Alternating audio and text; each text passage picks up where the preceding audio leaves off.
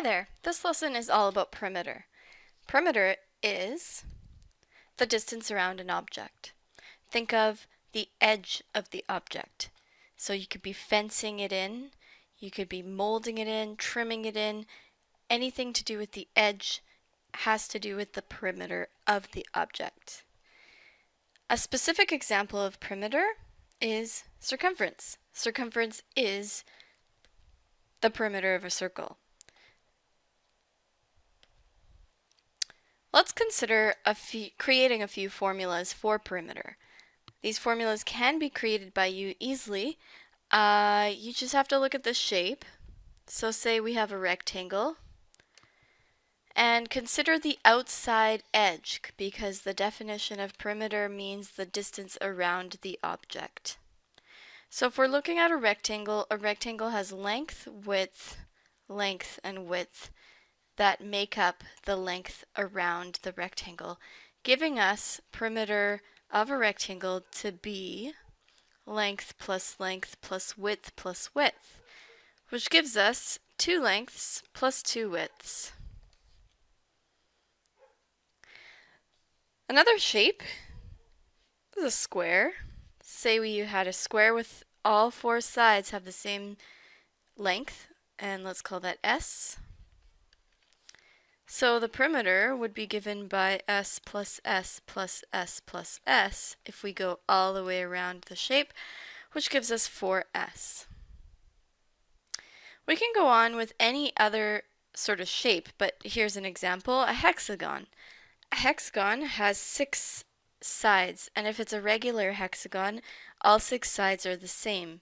Therefore, the perimeter would be 6S. You'll notice that in general, when you're finding the perimeter of any polygon or any shape, you're really adding up all the sides together. However, finding the distance around a circle is a little bit different. You can think of a circle as a polygon with an infinite number of sides, and it's virtually impossible to add up an infinite number of sides. So let's just talk about a circle a little more. Circle's got a center, and across the center and touching both sides is called the diameter. And from the center to any edge is called a radius. The distance around the circle is called the circumference. And those are some definitions of a circle. One very important mathematical concept is pi. You've likely heard about pi, and you know it as 3.14. But why? Why is it 3.14? Well, let's consider the technical definition of pi. Pi is defined to be the number of times a diameter of a circle fits into that circle's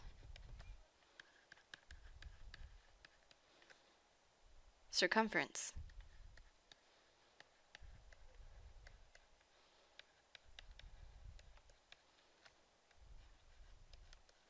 We're not in a room here. So let's just try it. Here's your diameter. It's about that long, and if you imagine picking it up and starting here and looking at it, at how many times it covers your circumference, well,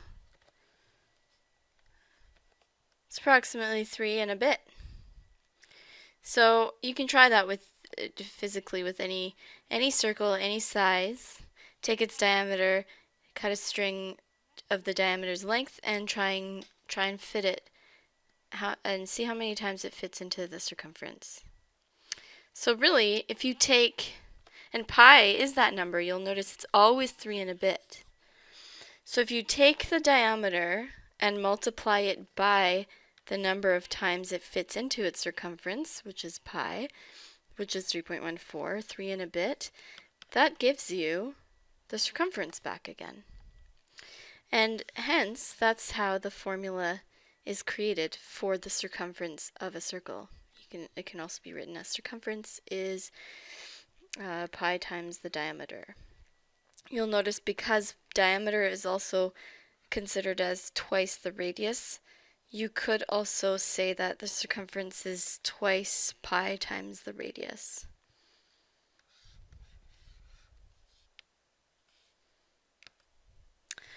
Let's try out some of these concepts in a few examples.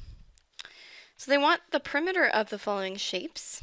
You've got a little box-like medical symbol here. It's got a bunch of sides that are x, so all of these short sides are x. Let's count how many we've got. We've got 1, 2, 3, 4, 5, 6, 7, 8. So we've got 8 x's, and let's squiggle line these y's. We've got 4 of those. Done. All right, let's look at the perimeter of this next shape here. We've got some missing sides, so let's fill those in first. So we know that this length here is 13, this length is 5, and this length is 5. If you imagine shifting this 5 over to fill this in, you'll notice that this total distance up to here is 10. And this total distance up to here of the whole box is 13, therefore leaving us with 13 minus 10, giving us 3 for this little bit here. Now that little bit's got a little line. Every time you see one of those lines, that means that the sides are equal. So this is 3, this is 3, this is 3. We've also got this missing side here, and that is the same as this one if you slide it over. So that's a 7, therefore that's a 7 as well. Alright, now comes perimeter time. Let's add up all the sides. I'll start here with the 13 and move that way, clockwise. So we've got 13 plus 7 plus 5 plus 3 plus 5 plus 3 plus 3 plus 7. Now let's add that up. 13 and 7 is 20, and then 5 and 5 and 3 gives us 8. Let's just simplify this here a bit. And 8 and 10. So we've got, let's see, 20 and 10, 30 and 16, giving us 46. You can add that however you like. That's just how my brain worked at the moment.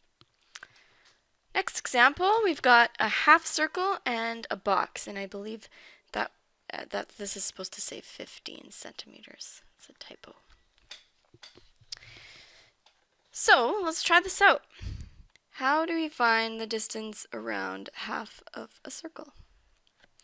Well, half the circle would be half of the circumference of the total circle, which was pi times the diameter. And then we'll have to add 15 and 10 and another 15 because these two sides are both 15. All right, and what was the diameter of this circle? Well, if you shift this side up, it's 10. So really this is half of 3, and of means times, half of 3.14, which is pi, times the diameter. And the diameter is 10. So notice you can either multiply by a half or take this 3.14 times 10 and divide by 2 at the end. And then you can add the 15 and the 10 and the 15 as well. So let's punch that into a calculator. 1 divided by 2 times 3.14 times 10 gives us 15.7. So that's the distance around the half circle.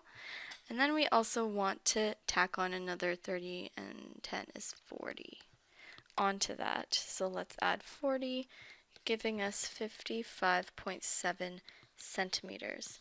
Now, if you have units given, you want to answer in the appropriate units.